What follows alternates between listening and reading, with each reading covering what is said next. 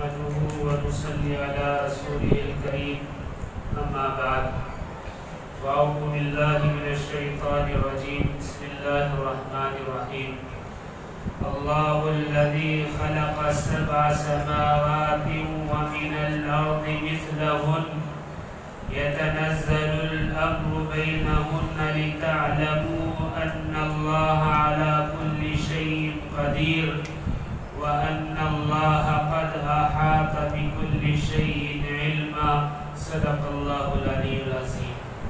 بزرگان محترم اور عزیز دوستوں اور ساتھیوں، میں نے آپ کے سامنے ایک آیت تلاوت کی ہے جس میں اللہ رب العزت ارشاد فرما رہے ہیں، اللہ وہ ہے جس نے 7 آسمان پیدا فرمائے اور زمین کو بھی انہی کے مانند، ان کے درمیان حکم نازل ہوتا ہے تاکہ تم جان لو کہ اللہ تعالی ہر چیز پر کامل قدرت رکھتے ہیں، اور یہ کہ اللہ نے ہر چیز کا اپنے علم سے گھیراؤ کر رکھا ہے۔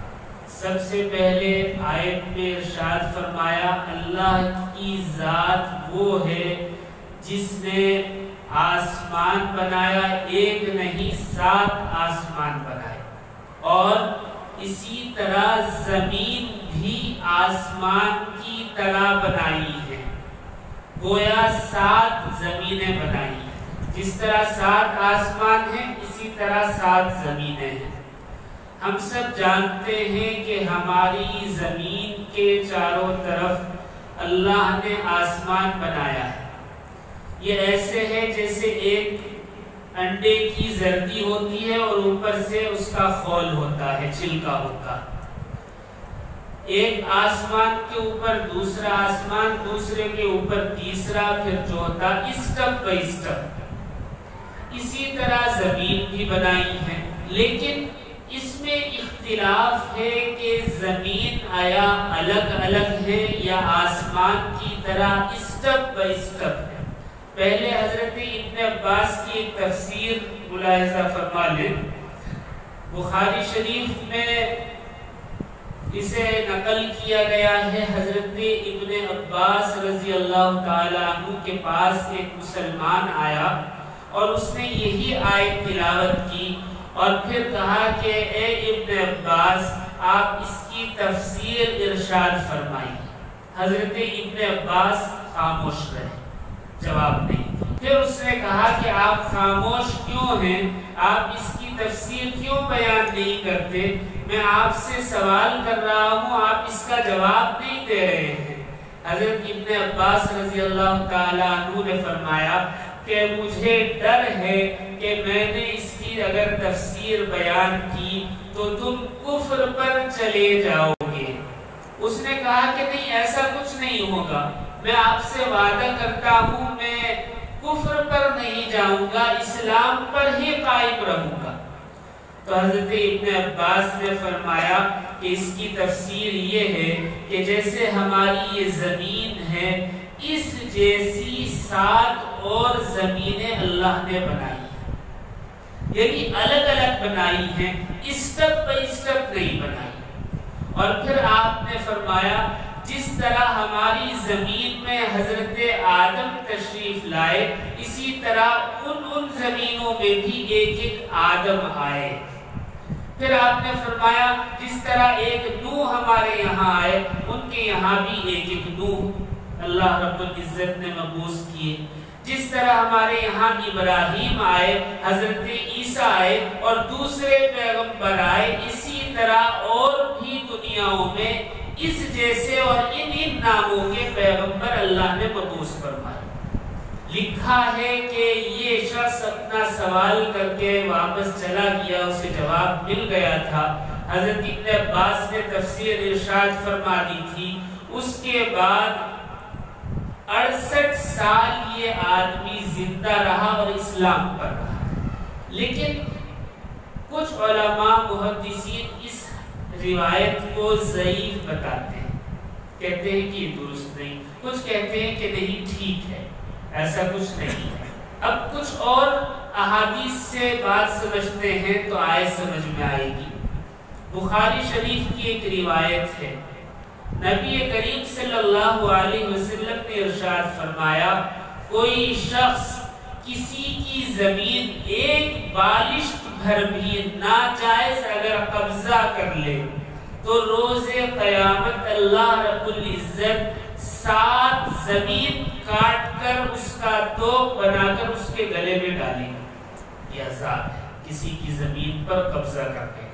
ایک اور روایت ہے جس میں ہے کہ اللہ رب العزت اسے مجبور کریں گے کہ وہ زمین 7 زمینوں تک کھود کر اپنے ناخنوں سے میدان حشر میں وہ مٹی لا کر جمع کرے۔ یہ عذاب ہے ایسے شخص کا۔ اس سے پتا چلتا ہے کہ زمین اسٹپ بائی اسٹپ ہے، یعنی اوپر نیچے ہے، جیسے پیاز کے چھلکے ہوتے ہیں۔ اسی طرح کنز الایمان میں لکھا ہے کہ زمین 7 ہے، یعنی اسٹپ بائی اسٹپ ہے، یا پھر یہ لکھا ہے کہ 7 اقلیم ہیں، یا یہ لکھا ہے کہ 7 طبقات ہیں، طبقات بھی وہی اسٹپ بائی اسٹپ کو کہتے ہیں۔ اور انہوں نے اس میں لکھا ہے کہ اللہ رب العزت نے جو ارشاد فرمایا وَمِنَ الْأَرْضِ مِثْلَهُنْ، زمین بھی اسی کے مانند، یعنی مثلہن میں جمع کا صیغہ استعمال کیا گیا ہے، جس سے پتا چلتا ہے کہ زمین جو ہے وہ ایک نہیں زیادہ ہے۔ لیکن یہاں لفظ الارض واحد استعمال کیا ہے، جمع نہیں، اور آسمان کے لیے سماوات جمع استعمال کیا ہے۔ تو اس کا مطلب یہ ہے کہ آسمان الگ الگ ہیں، یعنی ایک آسمان الگ میٹریل کا ہے، دوسرا آسمان دوسرے میٹریل کا ہے، یعنی حدیث میں بھی آتا ہے ایک تانبے کا ہے، ایک پیتل کا ہے، ایک لوہے کا ہے، اس طریقے سے۔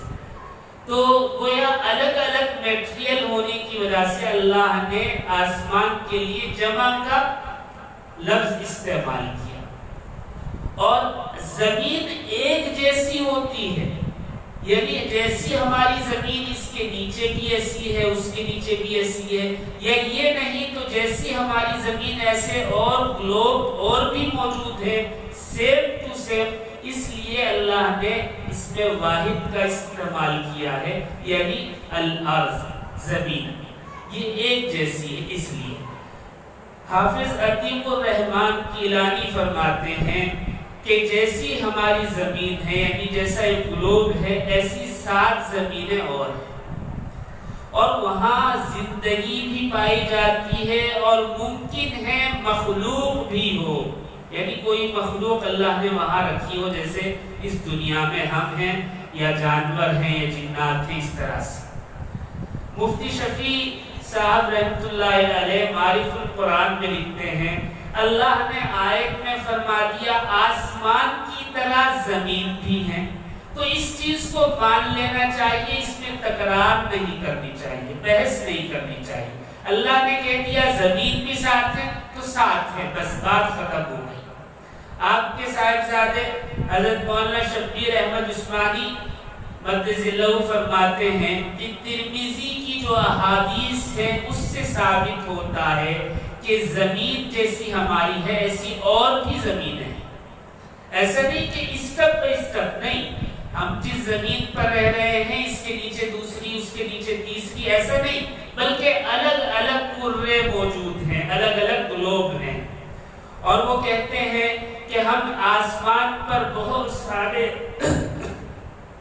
ستاروں کو دیکھتے ہیں، لیکن ستاروں کو دیکھنے سے ہمیں یہ پتہ نہیں چلتا کون سی زمین ہے اور کون سے ستارے۔ یہ احتمال رہتا ہے کہ کچھ ستارے ہوں کچھ زمین۔ یہ کچھ روایتیں تھیں اور علماء کی تحقیق اور احادیث کی روشنی میں کچھ باتیں۔ اب آتے ہیں سائنس کی طرف۔ پچھلے سال یعنی 2018 میں اور پھر اب یہ سائنس کی تبدیلی کا بہت بڑا سال، اس لیے کہ سائنس نے پہلے 3 سیارے، اس کے بعد اور 4 سیارے بالکل ہو بہو زمین جیسے دریافت کیے ہیں۔ جیسی ہماری زمین ہے، جیسا ہمارا گلوب ہے، سیم ٹو سیم ایسے 7 سیارے ناسا نے دریافت کیے۔ اور اس پر بادل بھی موجود ہیں، پہاڑوں کے بھی آثار ہیں اور سمندر بھی پائے گئے۔ یہ زمینیں ساتھ ہیں اور ہماری اس زمین سے اگر راکٹ کی رفتار سے کسی چیز کے ذریعے وہاں تک جانے کی کوشش کی جائے تو 11,000 سال میں پہنچا جا سکتا ہے۔ اللہ اکبر!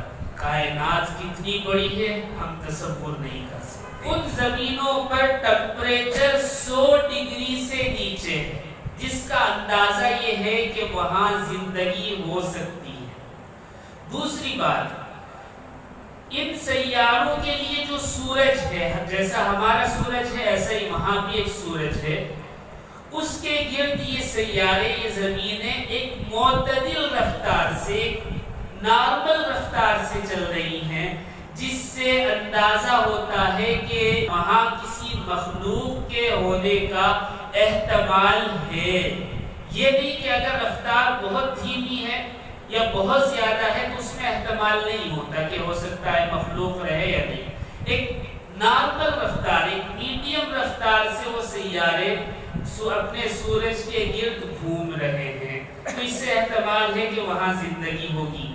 اسی طرح وہ جو زمینیں ہیں سورج سے ایک درمیانہ فاصلے پر ہیں، یہ نہیں کہ سورج سے بہت فاصلے پر ہوں تو ہو سکتا ہے وہاں برف جمی ہوئی ہو، اور یہ بھی نہیں کہ سورج سے بہت زیادہ قریب ہو تو ٹمپریچر بہت ہائی ہو کہ زندگی مشکل ہو جائے۔ تیسری چیز جو ہے، وہاں پانی کے آثار اور پہاڑ، بادل اور سمندر پائے گئے ہیں، جس سے اندازہ ہوتا ہے کہ ہو سکتا ہے وہاں زندگی ہو۔ سب سے اہم چیز وہ یہ کہ وہ جو سورج ہے ان سیاروں کا، ان زمینوں کا، اس پر جو ہائیڈروجن ہے وہ اتنی زیادہ نہیں ہے جیسے ہمارے سورج پر ہائیڈروجن زیادہ ہے، یعنی اتنی تپش نہیں ہے جتنے ہمارے سورج کی۔ لیکن اس کا مطلب یہ نہیں کہ وہاں زندگی کی رنگ نہیں ہوگی۔ یہ کم تپش ہونا ایک اور وجہ پیدا کرتا ہے کہ زندگی ہوگی، اور ان زمینوں کی زندگی ہماری زمین سے زیادہ ہوگی۔ اس کی وجہ یہ ہے کہ ٹمپریچر جب ایک حد تک رہتا ہے، ہائیڈروجن ایک لمٹ سے نکلتا ہے اور بلاسٹنگ ایک لمٹ سے ہوتی ہے، تو اس کا فائدہ یہ رہتا ہے کہ وہ ہائیڈروجن دیر تک استعمال ہوتی ہے۔ تو اس سے یہ اندازہ لگایا گیا ہے کہ ہمارا سورج جب مر جائے گا، جیسا کہ ہمارے قرآن میں اور اسلامی تعلیمات میں آتا ہے کہ سورج بے نور ہو جائے گا، تو جب سورج بے نور ہو جائے گا یا ہمارا سورج مر جائے گا، اس وقت بھی یہ سورج اتنی ہی چمک اور اتنی حرارت برقرار رکھے گا جتنی اب موجود ہے۔ یہ سائنس کا ایک اندازہ ہے۔ اب اس کو سمجھتے ہیں احادیث سے۔ حضرت عائشہ رضی اللہ تعالیٰ عنہ کے سامنے جب نبی کریم صلی اللہ علیہ وسلم نے یہ آیت تلاوت فرمائی، یوم تبدل الارض غیر الارض، جس دن یہ زمین دوسری زمین سے بدل دی جائے، یہ آیت جب نازل ہوئی تو حضرت عائشہ نے فرمایا، اے اللہ کے نبی، جب زمین کو دوسری زمین سے بدل دیا جائے گا، یعنی یہ قیامت کا تذکرہ ہو رہا ہے، قیامت کے دن ہماری زمین دوسری زمین سے بدل دی جائے گی، آیت ہے۔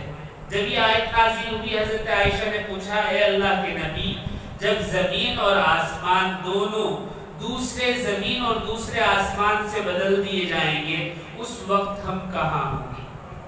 نبی کریم علیہ السلام نے فرمایا، اس وقت ہم پل صراط پر ہوں گے، اور اس وقت صرف 3 ہی چیزیں ہوں گی، جنت ہوگی، جہنم ہوگی اور پل صراط ہوگا، اور باقی سب اندھیرا ہوگا، کچھ نہیں ہوگا۔ ایک اور حدیث ہے جس میں آپ صلی اللہ علیہ وسلم نے ارشاد فرمایا، روز قیامت یہ زمین بالکل سفید کر دی جائے گی، سفید ہو جائے گی۔ آپ جانتے ہیں زمین ہماری سفید نہیں ہے، اگر یہ سفید ہوگی تو یا تو یہ ہے کہ مادی طور پر چینج کر دی جائے گی کہ یہاں جو اس کے اندر رنگ ہیں ختم کر دیے جائیں گے، یا دوسری صورت یہ ہے کہ ہماری زمین چینج کر دی جائے گی دوسری زمین سے، یعنی ہم کو یہاں سے ہٹا کر دوسری زمین پر اتار دیا جائے گا، اور اس حدیث سے بھی ثابت ہوتا ہے۔ اور اس سے بھی جو سائنس نے ترقی کی ہے اور دریافت کیا ہے کہ اور ہماری جیسی زمینیں موجود ہیں، اس سے بھی اندازہ ہوتا ہے کہ ہو سکتا ہے اللہ یوم آخرت ہمیں اس زمین سے اٹھا کر دوسری زمین پر پہنچا دے۔ ایک اور چیز، زمینیں ساتھ ہیں، یہ بات احادیث سے پتہ چل رہی ہے، قرآن نے بھی اس کا اشارہ دیا ہے۔ حضرت اسرافیل علیہ السلام کے جسم کے بارے میں آتا ہے کہ ان کا جسم اتنا بڑا ہے کہ ان کا چہرہ جو ہے 7ویں آسمان کے اوپر عرش الہی کے سامنے، اور ان کے پاؤں جو ہیں وہ 7ویں زمین پر ہیں۔ تو اس سے پتہ چلتا ہے کہ اللہ رب العزت نے حضرت اسرافیل کو کھڑے ہونے کے لیے جو جگہ عطا فرمائی وہ 7ویں زمین۔ آیا یہی زمین ہے یا کوئی اور زمین ہے، ہم نہیں اندازہ لگا سکتے، لیکن سائنس سے ہم اندازہ اتنا لگا سکتے ہیں کہ جیسی یہ زمین ہے اس جیسی اور بھی زمین ہے۔ تو یہ حضرت اسرافیل کے قدم 7ویں زمین پر ہے، بات سمجھ میں آتی ہے۔ ایک واقعہ سن لیں، حضرت موسیٰ علیہ السلام نے ایک مرتبہ اللہ سے دریافت کیا کہ اے اللہ، آپ کے یہاں پیغمبرانہ نمبر کیا ہے؟